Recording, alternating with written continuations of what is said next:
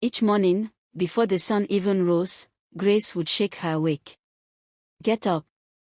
You think you came here to sleep," she would hiss. Amanda would stumble out of bed, her small hands already aching from the work she knew awaited her. The house was large, too large for a child to clean alone. But that was exactly what Grace wanted. "Scrub the floors properly," she ordered one morning, tossing a rag at Amanda's feet. "I don't want to see a single stain when I return." Amanda bent down and began scrubbing. Her knees ached against the hard tiles, her arms weak from exhaustion. But she dared not stop. Grace made sure to give her the most difficult tasks: washing piles of laundry, ironing for hours, scrubbing bathrooms, and cooking meals for the entire household. By the time her father returned in the evenings, Amanda could barely stand. But she forced herself to smile, afraid that if she looked too tired, Grace would punish her even more. Olumide noticed the change in his daughter. She had become quiet. She no longer ran into his arms when he got home. Instead, she sat in a corner, her eyes filled with something he couldn't understand. Pain. "Amanda, come here," he called to her one evening. She hesitated. She knew if she went, Grace would be watching. And later, she would suffer for it. But her father's voice was warm, kind, just like it had always been before Grace came. Slowly, she walked toward him. He pulled her into a tight hug. "You've been so quiet lately. Are you okay?" Amanda wanted to scream, "No, Daddy. I'm not okay. Please help me." But Grace was standing right there, her face soft and full of fake concern. "She misses you a lot," Grace said quickly. "She's just sad when you're not home." Olumide sighed and kissed Amanda's forehead. "Oh, my baby. I'll try to be home more often, okay?" Amanda nodded, forcing herself not to cry. She had lost her chance to tell him the truth. Grace's pregnancy became her greatest weapon. She used it to demand more attention, to make Olumide focus entirely on her. "Sweetheart," she murmured one night, resting against his chest. "I feel so weak these days. I need you by my side more." Olumide stroked her hair. "I know, my love. I'll try to cut down my hours at work." But Grace wasn't satisfied. Every time he spent a moment with Amanda, she found a way to call him back. "Olumide, can you help me with my feet? They are swollen. Honey, I feel dizzy. Can you stay with me?" Each time, he would sigh and walk away from Amanda, not noticing the sadness in his daughter's eyes. Grace smirked. She was winning. But there was one last thing standing in her way.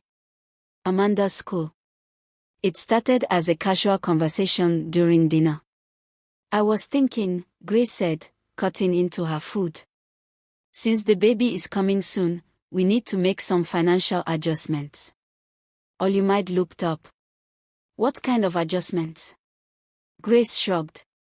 "Well, Amanda's school fees are quite expensive." Silence filled the room. Amanda's hand tightened around her fork. Olumide frowned. "So, I was just thinking," Grace continued sweetly. "Maybe we could enroll her in a more affordable school. Just until things settle." Amanda's breath caught in her throat. Her school was the only place she felt safe. The only place where she could escape Grace's cruelty. "No." Grace blinked. "What?" "I said no," Olumide repeated firmly. "Amanda is staying in her school." Grace's eyes darkened. "But darling, we have to think about the baby." "Amanda is my daughter too," he interrupted. "I will not let her suffer because of anyone." Amanda's heart soared. For the first time in a long while, she felt hope. But Grace was furious. That night, as soon as Olumide went to bed, she stormed into Amanda's room. "This is all your fault," she ceded. Amanda shrank back against the wall. You want to take my husband from me? Grace whispered, her voice dangerously low. You want him to love you more than me and my child? Amanda shook her head quickly. No, I don't. Shut up. Grace's hand struck her across the face. Amanda's head snapped to the side, but she didn't cry. She had learned that crying only made things worse. Grace stepped closer, her breath hot against Amanda's ear. You will regret this, she murmured. And Amanda knew that this was only the beginning. Merak African Tales. My Wicked Stepmom Part 2. The walls of the mansion were silent, except for the haunting sound of a woman's piercing scream. Olumide rushed into the bedroom, his heart pounding. Grace was clutching her stomach, writhing on the bed, sweat dripping from her forehead. My baby! My baby! She screamed in agony. Amanda stood at the doorway, frozen. She had been folding the laundry when she heard the scream, and curiosity had brought her here. But as she watched Grace twist and groan in pain, she felt something shift in the air, something dark and terrifying. Olumide was already dialing the doctor. Hold on, Grace. Stay with me. The driver sped through the streets of Abuja, rushing her to the hospital. Amanda sat in the back seat, clutching her hands tightly, her heart racing. She had seen something in Grace's eyes before she collapsed, something terrifying. Hatred. The devastating news. The doctors emerged after an hour. I'm sorry, Mr. Olumide, one of them said. Your wife lost the baby. A painful silence filled the room. Olumide rubbed his face, his hands trembling. Are you sure? She was under extreme stress, the doctor explained. Her blood pressure was dangerously high. She will need plenty of rest and care. Amanda's breath hitched. Rest. Care. She knew exactly what that meant. Grace would return home angrier than ever. And someone would have to pay for it. That someone was her. The house was dark and cold when they returned home. Amanda tried to retreat to her room, but Grace's voice cut through the air. Stop. Amanda froze. Grace was seated on the couch, her hands resting on her lap, her expression unreadable. Slowly, she lifted her head. You did this to me, she whispered. Amanda's chest tightened. Grace stood up and stepped closer. You are the reason I lost my child. Amanda shook her head. I didn't do anything. Liar. Grace's hand struck her across the face. Amanda staggered backward, tears stinging her eyes. If you weren't here, my baby would still be alive, Grace said. If your father didn't waste his love on you, this wouldn't have happened. Amanda's tiny body shook with fear. She wanted to run, but she knew it would only make things worse. Grace grabbed her wrist tightly. From now on, you will suffer. I will make sure of it. And she did. The days that followed were torture. Grace no longer hid her cruelty. She woke Amanda up before dawn to scrub the floors on her knees. She made her wash her clothes by hand, even though the house had a washing machine. You need to learn how to be useful, she sneered. She barely gave Amanda food, only scraps from the previous day's meals. And worst of all, she made sure Amanda suffered in silence. Whenever Olumide was home, Grace would act like the perfect wife and stepmother. She's just a little quiet these days, she would say sweetly, rubbing her husband's shoulders. I think she's just missing her mother. Olumide would sigh and look at Amanda with worried eyes. Are you okay, princess? Amanda forced a smile and nodded. But inside, she was dying. A few months later, Grace announced she was pregnant again. Olumide was overjoyed, and Amanda felt a flicker of hope. Maybe, just maybe, Grace would change. Maybe motherhood would make her kinder. She was wrong. If anything, the pregnancy made Grace even crueler. Her punishments became harsher. Amanda was made to carry heavy pots of water up the stairs.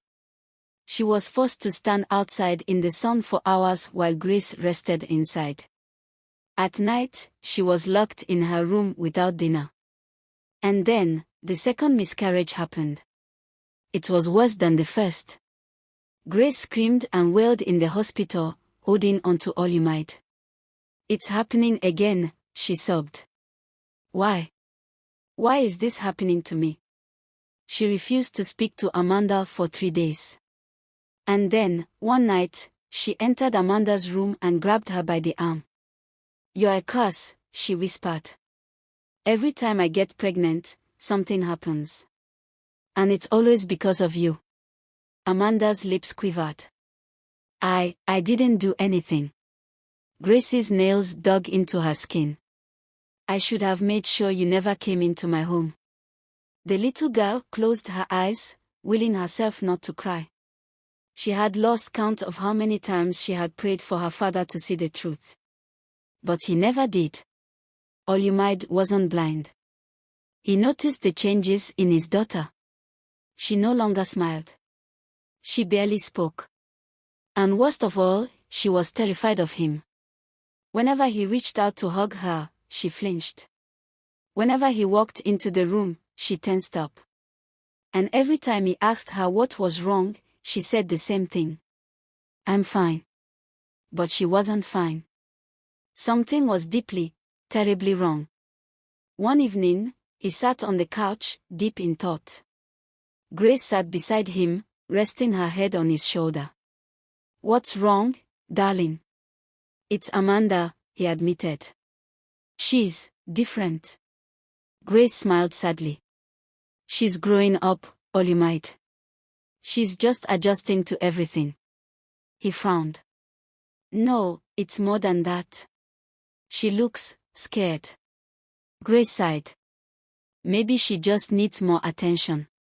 You work so much, and with my pregnancies, things have been difficult for her." Olumide nodded slowly, but something didn't sit right. That night, he called his best friend, Ton. "I need your advice," he said. Ton listened carefully, and then he sighed. "Olumide, you need to open your eyes. Watch your wife. Watch Amanda. See what happens when you're not looking." Olumide hung up, his chest heavy. He had always trusted Grace. But maybe, just maybe, he had been too blind. And now, he was determined to find out the truth.